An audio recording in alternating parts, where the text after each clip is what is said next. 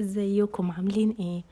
النهارده هعمل معاكم وصفة الورق العنب بطريقة حلوة قوي وطعمها جميل. لو جربتوها هتعملوها على طول. فيها مزازة كده وسنة حلاوة مع مزازة، طعمها حلو جدا. والصباع المحشي دايب كده والرز دايب وطعمه جميل ومستوي حلو جدا.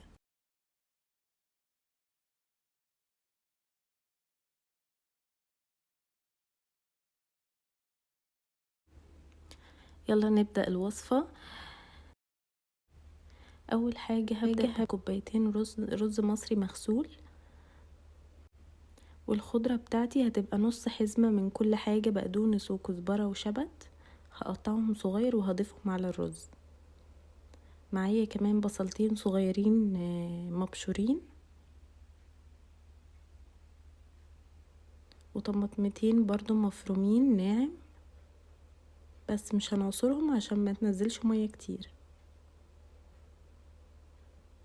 معايا برضو نعناع فريش،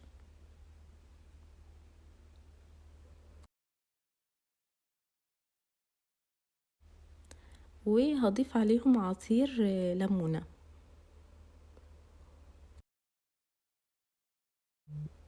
هحط معلقة صلصة،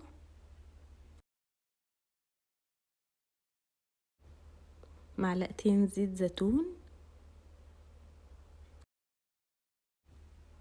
معلقة دبس رمان كبيرة، ومعلقة صويا صوص كبيرة برضو. هحط كيس مرقة فورية، لو مش حابين ما تحطوش.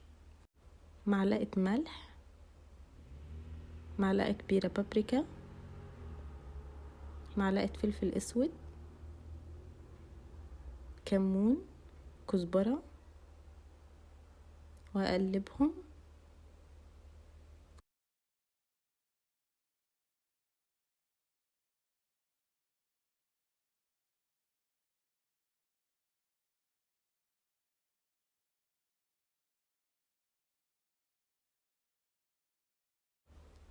دلوقتي انا بستخدم الورق العنب اللي في المعلب، لان مش متاح الفريش.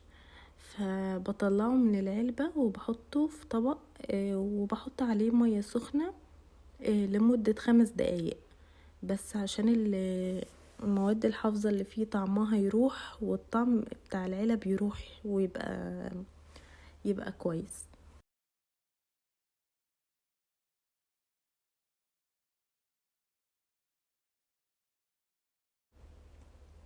هضيف عليهم مية سخنة وهسيبهم 5 دقايق.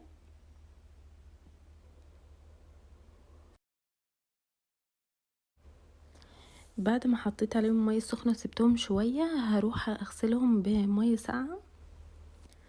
بعدين هقطع بقى، هبدأ الحشو واقطع الحتة دي وهفردها على الناحية، هحشي على الناحية الخشنة، والناحية الناعمة بتكون من بره.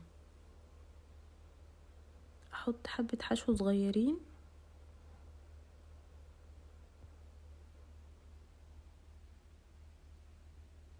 والف الاطراف،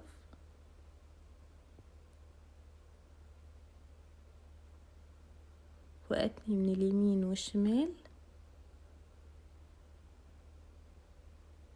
والفها.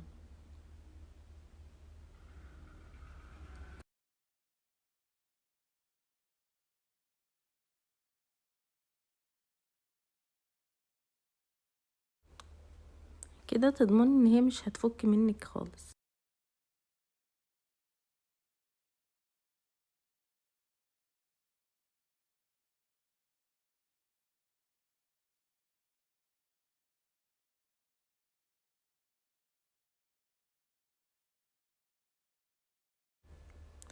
هنا بقى هقول لكم، لو واحدة كبيرة هتعملي فيها ايه. هتفرديها وهتقسميها نصين بالسكينة، وهتعملي كل نص كأنه ورقة عادية صغيرة.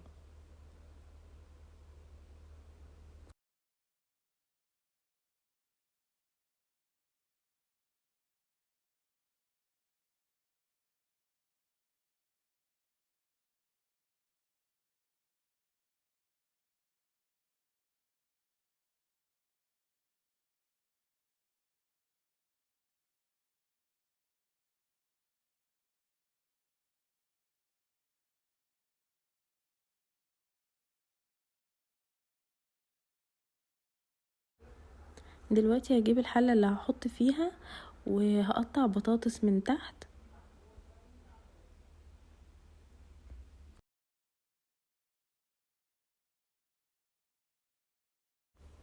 بعد كده هبدأ ارص الورق عنب.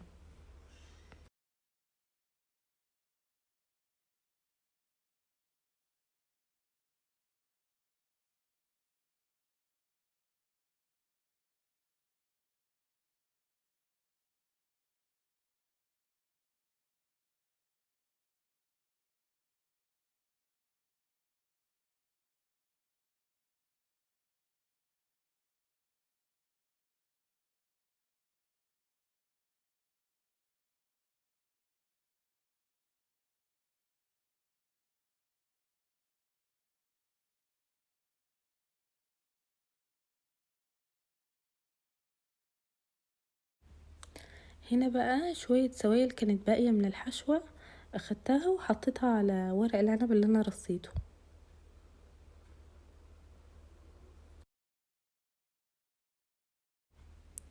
وهرش رشة زيت زيتون من فوق. بعد كده هكبسهم بطبق يكون تقيل.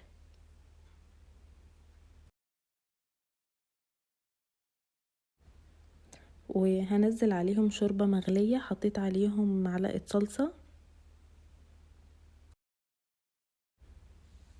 وهغطيها هسيبها على نار عالية لغاية لما تغلي. اول ما تغلي هحطها على نار هادية جدا لمدة ساعتين. ما تستغربوش من الوقت، بس جربوها بالطريقة دي وهتلاقوه طالع دايب معاكم جدا وطعمه جميل.